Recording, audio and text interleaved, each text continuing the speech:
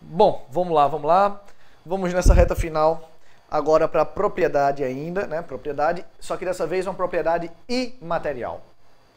E o inciso 27 diz assim: aos autores pertence o direito exclusivo de utilização, publicação ou reprodução de suas obras, transmissível aos herdeiros pelo tempo que a lei estabelecer. Eu frisei aqui esse transmissível porque é a única pegadinha que eu vejo. Toda questão que envolve esse inciso, eles assim, intransmissível aos herdeiros. Não, falso. Bom, aos autores, eles têm um direito exclusivo de publicação e reprodução de suas obras. Como assim, Nelson? Autor de livros, de músicas, enfim, os donos de direitos autorais em geral. E quando esse autor morre, mas os direitos autorais passam para os seus herdeiros. Seus herdeiros. Por quanto tempo, Nelson? Pelo tempo que a lei estabelecer. Certo? No caso atual aqui da lei brasileira, 60 anos a contar do 1º de janeiro após a morte do autor. Tá? Não precisa saber disso, isso é só para você... É só porque... Quanto mais... Eu diria o seguinte, algumas informações não vale a pena a gente se apegar, mas outras são boas para a gente capturar, não é? Eu vou te dar um exemplo. Quando Michael Jackson está na legislação americana, né? Outra regra, eu vou supor que é igualzinha a nossa, tá bom? Quando Michael Jackson faleceu, ele deixou lá centenas de milhões de reais, de dólares, desculpe, em direitos autorais. Ele deixou uma dívida também, é verdade, deixou um bocado de coisa, deixou filhos. Aí os herdeiros de Michael Jackson, os filhos, obviamente, como herdeiros, né, eles herdaram a herança, os direitos autorais, as propriedades materiais e os direitos autorais das músicas de Michael Jackson. Por 60 anos, eles ficam botando no bolso. Cada musiquinha que tocar, sabe lá Deus onde no planeta, que tiver que pagar direitos autorais, recolhem, teoricamente, para os herdeiros de Michael Jackson. Certo? Eu soube, eu não sei até onde isso é verdade, mas eu soube que o representante desses herdeiros, os herdeiros, através do seu representante, venderam os direitos autorais para uma gravadora.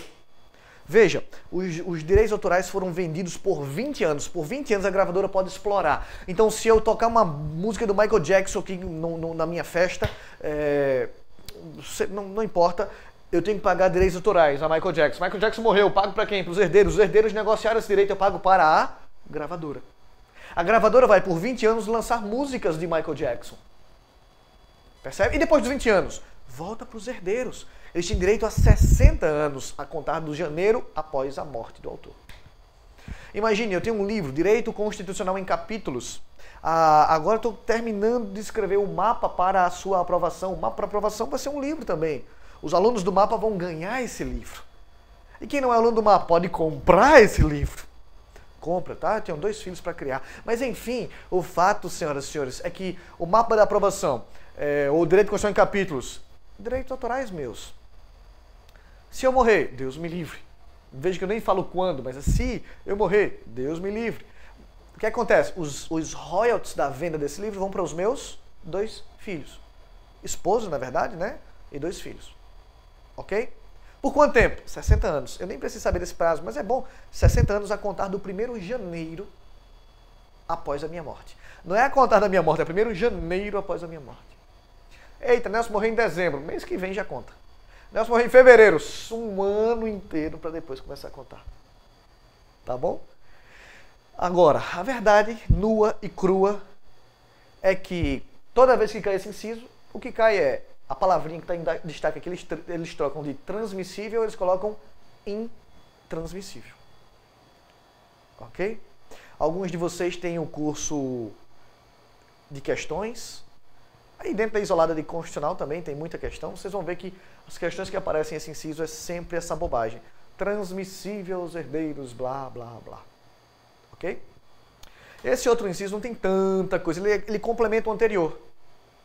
Tem o 27 e o 28. Diz assim, são assegurados nos termos da lei. Deixa eu sair da sua frente, né? Eu tenho sempre que sair da frente, tomar esse cuidado para não te atrapalhar na leitura. Então, são assegurados nos termos da lei, a proteção às participações individuais de obras coletivas. Às vezes, um livro, por exemplo, tem vários autores. É uma obra coletiva. A reprodução de imagem da voz humana, inclusive atividades desportivas. Então, às vezes, eu nem faço todo o material Só faço uma parte, mas a minha participação tem que ser garantida. Por exemplo, novelas da Globo. Atrás do CD das músicas da novela da Globo tem vários artistas. Cada um deles com uma música, mas cada CDzinho vendido gera direitos autorais, percentualmente, né, proporcionalmente falando, para todos aqueles artistas. Aí na frente da capa tem alguém lá, sei lá, uma atriz ou um ator botando seu rosto. O direito à imagem tem que ser remunerado. Que mais? Eu gosto muito da ideia do... Como é o nome? Cid Moreira. Eu não sei aí no seu estado, mas aqui no meu estado, há muitos anos atrás, Cid Moreira lançou, em uma parceria com o Jornal do Comércio, a Bíblia Falada. A Bíblia Falada. Ele gravou vários CDs, a voz dele, né, em vários CDs, lendo a Bíblia. Os capítulos. Toda semana era um capítulo diferente. Projeto fantástico. A Bíblia Falada com Cid Moreira. Veja, Cid Moreira, ele escreveu a Bíblia? Não. Ele até foi testemunha ocular, né, de nosso Senhor Jesus Cristo. Ele até viu os milagres. Ele até viu, nossa Senhora, olha só aquilo ali. Mas ele não foi ele que escreveu. Não foi ele que escreveu. Ele conheceu provavelmente Pedro, João. Ele conheceu lá os apóstolos. Talvez até tenha participado da última ceia. Mas ele é contemporâneo. Mas ele não escreveu a Bíblia. Porém, só o fato de ele empregou a voz, ele tem direitos autorais naquele CDzinho vendido pelo Jornal do Comércio. Simples assim. Ok?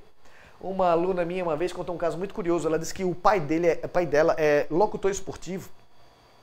E ele faz a locução, né, a narração de times de futebol de um estado do Nordeste. E aí, um clube de futebol pegou o hino do clube e no meio do hino colocou a narração dele, narrativa é de livro, a narração dele de um gol que o clube tinha feito, que o jogador do clube fez. Então, só pelo o hino do clube, no meio do hino tem a voz do cara. Então, tinha que pagar direitos autorais. Nelson, a aluna disse, Nelson, mas meu pai nunca ganhou nada não. Se nunca ganhou, outra história, né? Que ele tem direito, tem. Se ele botou esse direito no bolso, aí é a teoria levando surra da prática. Certo? Olha a linha B que diz, o direito de fiscalização do aproveitamento econômico das obras que criarem.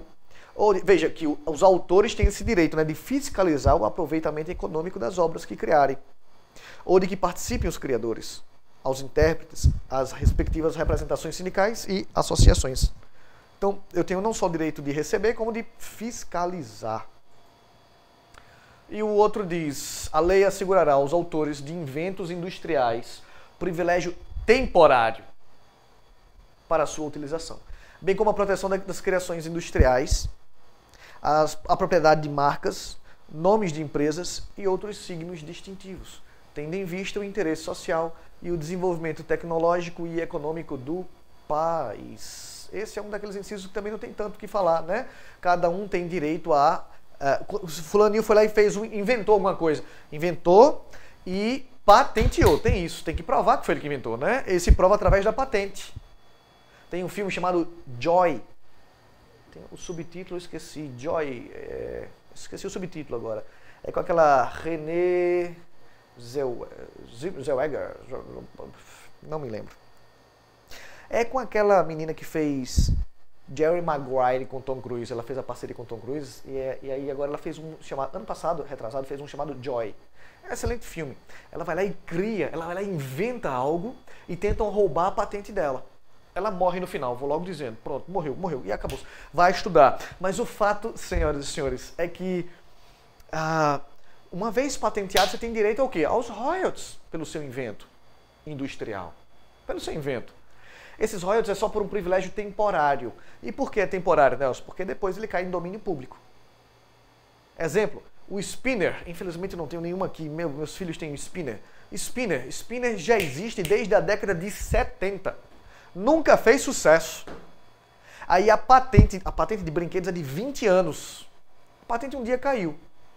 Veja, caiu aí lá na década de 90, do início do século XXI, um negócio desse. Só que agora ele voltou com tudo, voltou com tudo, fazendo o maior sucesso no mundo inteiro.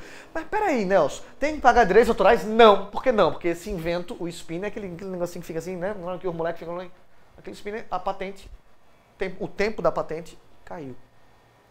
Certo? Nelson, qual é o tempo da patente? É sempre 20 anos? Não, varia muito. Remédios tem um prazo, depende de 3 anos, 5 anos. Brinquedos, outro prazo, cada um tem um prazo diferente. Certo? Ok. E vamos lá. Os 2 últimos incisos, deixa eu sair aqui da sua frente, dizem: é garantido o direito de herança. Eu não tenho muito o que falar desse, né? Você tem direito à herança. Pasme. Eu não sei se você vai ter herança. Se não tiver, está na sua hora de mudar essa história. Está na sua hora de fazer por onde deixar herança, gerar riqueza para os seus herdeiros.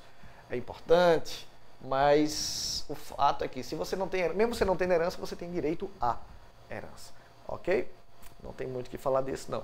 E o outro diz aqui, ó, a sucessão de bens estrangeiros situados no Brasil, no país, será regulada pela lei brasileira. Então, se o bem de estrangeiro está no Brasil, a lei que vai regular esse bem e as heranças decorrentes desse bem será a lei brasileira, certo?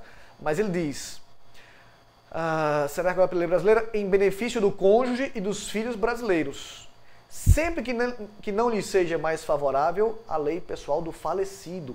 De cujos aqui, pessoal, é falecido. Como assim? Imagine um italiano. O italiano vem para cá e compra imóveis aqui no Brasil, certo? Monta família, tem filho brasileiro, esposa brasileira, e o italiano morre. Ok? Qual vai ser, para esses imóveis situados no Brasil, qual vai ser a lei que vai reger a herança desses imóveis? A lei brasileira. Se o imóvel está no Brasil, a lei é a brasileira. Ponto. A não ser que a lei italiana, no meu exemplo, seja mais benéfica para a esposa e os filhos do falecido, do italiano morto. Por exemplo, a lei brasileira só diz que os imóveis situados no Brasil serão regulados pela lei brasileira. Mas talvez a lei italiana dê ao brasileiro, aos herdeiros brasileiros, o imóvel do Brasil e da Itália. Não sei. Se a lei estrangeira for mais benéfica, para os herdeiros brasileiros, eu uso a lei estrangeira. Se a lei estrangeira for igual ou não for mais benéfica, eu uso a lei brasileira. Tá bom? Ok? Manda as dúvidas.